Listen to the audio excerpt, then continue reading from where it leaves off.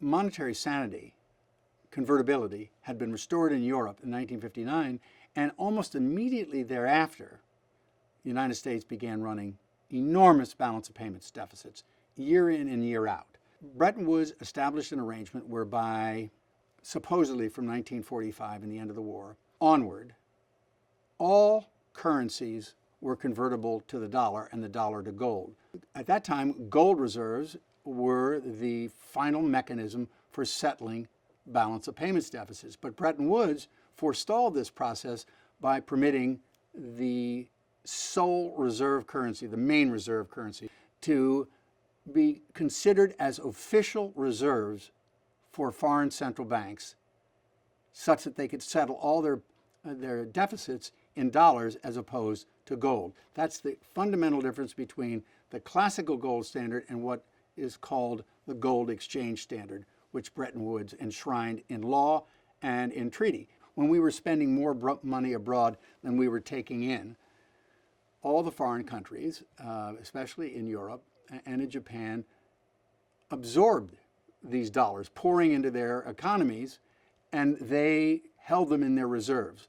They immediately take those dollars and reinvest them in the New York money market. Thus, the Americans, I should say the American government, were able to buy abroad and buy at home at the same time.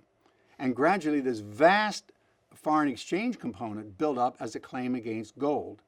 And in 1971, both Britain and several other countries decided to encash their huge accumulations of dollar reserves under the Bretton Woods system for gold.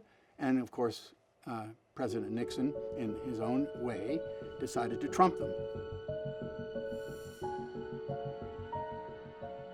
George says as long as we do not have convertibility, he says the Europeans can't do all that much to us. They can't. Because he says when we had convertibility, then they had a right to lecture us about what we ought to do. But with convertibility, without convertibility, that is not the case. These countries had the right to claim gold to redeem their dollar reserves. It would put the United States in a position of insolvency. We just shouldn't get all that excited about the fact that they worry about our budget. Is that your view? That's exactly right. They can't do one cockeyed thing. And they'll say, oh, well, we've got to maintain our relations. We've asked them to hold dollars. And I said, no, we didn't ask them to hold dollars. They've held dollars. It's been in their interest to hold dollars. That's right. And I said, hell with them. I'm not worried about them. I'm worried about us. That's right. 1960s was filled with financial crises that involved the dollar, but the total collapse came in 1971. He issued an executive order on August 15th, 1971, and said, I'm sorry, we're not paying our debts. We're certainly not paying our debts in gold.